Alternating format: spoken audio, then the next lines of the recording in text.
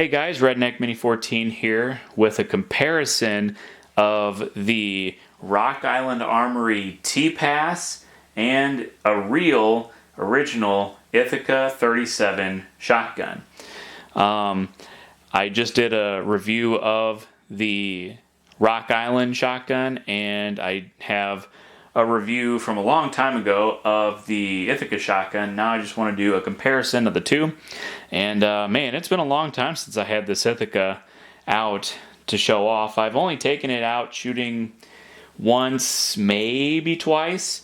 And a lot of that has to do with the fact that it has a cracked stock. Somebody, the stock is cracked, and I think that's a pretty big thing with these shotguns is after a while the stocks tend to crack, just kind of because of how the actual inner mechanism of the gun works. The bolt, I think, comes back into the stock and it ends up cracking it over time.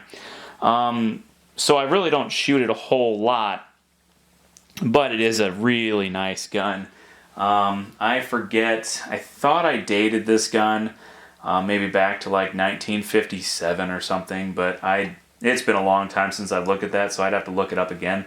But as you can see, this is actually a hunting, try not to hit anything, a hunting version of the Ithaca 37. It's got about a 28-inch barrel, I believe.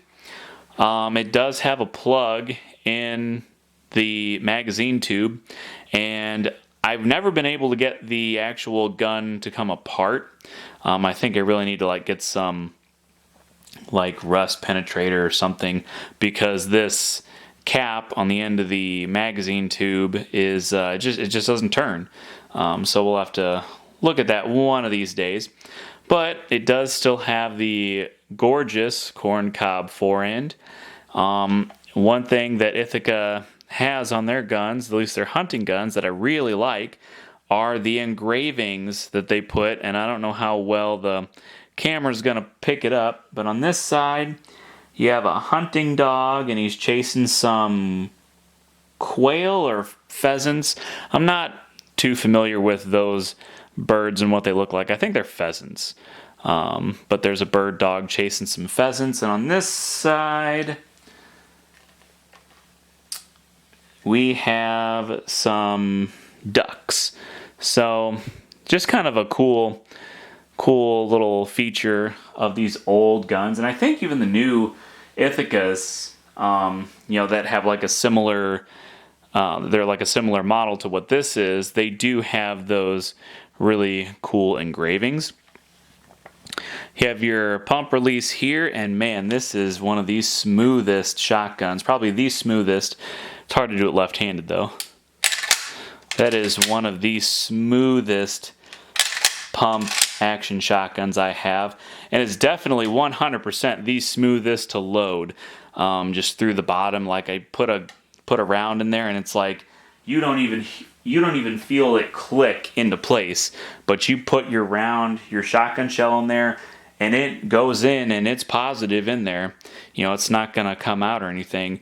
But man, that is a really smooth shotgun. And obviously all the controls are the same as with the Rock Island gun. But they are a little bit different, and we're going to show off the differences here. So right off the bat, you can obviously tell that one difference is the magazine tube length, and that is because the original Ithacas were only 4+1. That's just what they came with, and a lot of shotguns back in the day were meant to just be hunting shotguns. There were riot versions of this shotgun that held 7, and they had 20-inch barrels. So similar to your home defense shotguns of today, and they even do still make the Ithaca 37 in that configuration today. But other than that, I mean, it was just 4 rounds, and even in the trench shotgun, I believe it was only a 4-round capacity, just like this gun, which I think is kind of weird, because I mean, even the Winchester 1897 and the Winchester Model 12, I think those both held 6 rounds. At least the two, well, the Model 12 that I have holds 6 rounds. So I'm assuming that, the trench versions of the shotgun also held 6 rounds, and I'm assuming that the 1897 also held 6 rounds, because I have one of each of those, and they both seem like they have the same length mag tube, but one of them has a plug in it, and I haven't been able to get the plug out. But anyway, I just kind of thought it was weird that the Ithaca 37 only ever came with a 4-round tube, even with a trench shotgun. Whereas the newer version, this Rock Island TPAS, has a 5-round tube. And like I said in my review of that shotgun, it's 5 rounds because imported shotguns can only hold 5 rounds, 5 plus 1. So basically, any imported shotgun you're going to get, if it's either a pump action or a semi-automatic, it's going to have a 5-round tube. That's just the way it is.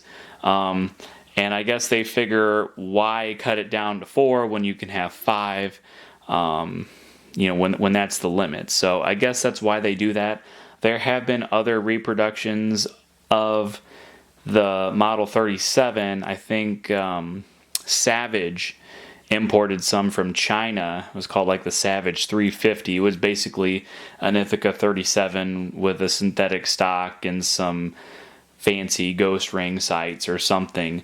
And that gun also had a 5-round tube. So that's just kind of the way it is. But traditionally, a typical Ithaca is only a 4-round tube, unless you get the defensive version of the gun. So that's one big difference. Obviously, this being a trench, kind of shotgun, it has a heat shield, and they opted for a blade front sight, kind of like a rifle sight, but there is no rear sight on this gun. It's just the front sight. And I guess that's so that you can see over the heat shield, because maybe a bead, which is just what this gun has, is, you might not be able to see just a bead as well over that heat shield. So that's why I'm guessing they did that. Another difference is the finish. So Ithaca 37, at least this one, had a blued finish. I think the actual trench shotgun version had a Parkerized finish, and I think maybe even some of the defensive, the 37 defense shotguns and the riot shotguns, those kind of guns, I think they might have also had a Parkerized finish as well. But other than that, I think it's typically just a blued finish, or maybe even like a matte blued finish. This is more of a shiny blue. It's gotten a little rust on it over the years. I bought this shotgun used for $250 quite a few years ago, and it had a little bit of rust on it, and I was able to get it off and kind of clean it up real nice. And I thought $250 for this shotgun was a steal, because I think it was a consignment gun, if I'm not mistaken, so I didn't even have to pay the tax on it. It was just $250, whereas this gun is a reproduction, and it's definitely not as good of a quality gun, and I think this one was like $450. And even that is a pretty good price compared to a modern or even a used Ithaca 37. A lot of times you'll find these guys for about $1,000, maybe even more. It just depends on the grade and the model. But I think maybe the 37 defense, those might run you like $800, $900. Man, it's been a while since I looked, but I mean, I remember looking at them and wanting to get one for myself, and back even before COVID and inflation and everything, and they were like $800, $900, maybe $750 on the low end, for a base model that only had the shorter tube. But man, back then I was like, that's a lot of money for a shotgun. I just kept getting more Mossberg shotguns because they were so much cheaper than the Ithaca, even though the Ithaca is probably really a better shotgun. Well, it's not probably a better shotgun. It is a better shotgun, better built as far as that goes. But it doesn't exactly have the ergonomics that a Mossberg has. So that's why I typically go with the Mossbergs, plus the price, obviously. So anyway, a couple other differences are, it's slightly different shape and contour of the stock and the forend, but it's still similar. You do still have the checkering, and it's not bad checkering, it's just not as good. I mean, this is definitely pressed checkering, I believe. I don't think this is cut, where this is definitely cut checkering. Forends are very similar, but like I said, they're just a slightly different size and shape and everything. Wood is definitely a different grade of wood. I don't really know what this is, if this is some kind of a walnut or what it is. I mean, it does look good. It's just a different, and part of it's just the stain, I guess. That this is actually the stock is actually lighter than this, but the forends don't seem to be as big of a difference. So I don't know, but as far as the looks go, I think they're both gorgeous guns.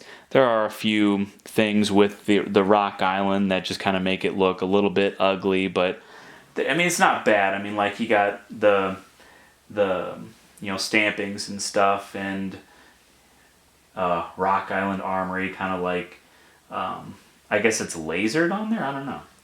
But it's on the side too. So, I mean, just a few things that stand out on the shotgun, just kind of make it look a little different compared to the Ithaca that just has, the engravings on it, and the engravings definitely look a lot better with, the dog and the quail and the ducks, or not the quail, but the pheasants and the ducks.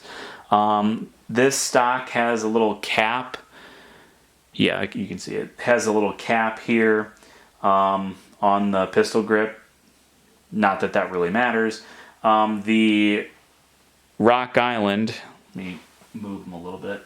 Rock Island has a rubber butt pad versus a hard plastic butt plate on, God, this is a long gun, on the Ithaca here. But honestly, with as much recoil as you get through them, I don't really know that it makes a difference. I mean, it's still, if it's tight into your shoulder, it's still gonna pack a punch, whether it's a plastic butt plate or a hard rubber butt pad. It's not, super hard, but it's not super cushy either. And really that's it. I mean, yeah, I can talk about like the differences in the slide release. The slide release on the Rock Island is a little bit bigger. It's kind of hard to see. But if you look at the two of them, the Rock Island, it sticks out more, whereas the Ithaca, and I don't know if they've changed it over the years on how big the actual slide release is, and it's also like a stainless steel, or maybe not stainless steel, but it's just a different color. It's more silver on the Ithaca, and I don't know if that's just because that the finish is worn off it over the years, or if it's literally like the trigger and the release is actually just a different grade of steel, whereas it's all black on the Rock Island. Not that really makes a difference in functionality, but it's just something to note, I guess. And the only thing that the Ithaca doesn't have that the Rock Island does have is the sling swivels. And I mean, that doesn't really bother me. I'm not actually going to take this gun bird hunting. I don't know, maybe someday. You never know. I have so many different shotguns that I can use, though, so I don't know that I would necessarily take this gun hunting with me. But if I was going to take it hunting, I'd probably take it to the farm, where I'd probably put it in the UTV or something, and I'd probably just sit there with the gun and not necessarily need a sling. So I don't know, but I probably won't ever take this gun hunting. So Anyway, that's really all the differences that I can really talk about. I'm sure there's all kinds of differences on the inside as far as, you know, the finish of this part versus the same part on the other gun and blah blah blah. But, you know, as far as just looks and function go, I mean, they are very similar guns. It's just this is definitely a higher quality gun than this, and I don't think anybody is going to question that, because one of these costs twice as much as one of these, typically speaking, whether that's a new or a used shotgun. So anyway, the Rock Island TPAS is still a very good shotgun for the money, and it is a good looking shotgun for the money compared to some other cheaper shotguns out there, especially with that nice hardwood that it comes with. Hey, before I go, I just thought I'd remind everybody that I do have a second channel called Redneck Off the Range. Over there, I post most of my non-gun related content, so whether it's a video on my new tractor, my power tools, my projects that I'm working on, maybe wild game recipes, or just a random vlog, I post all of this kind of content over on my secondary channel. So if you're interested in that kind of stuff, go check it out, Redneck Off the Range. But that's all for this video, so subscribe to my channel, like me on Facebook. I'm Redneck Mini 14, and until next time, be safe.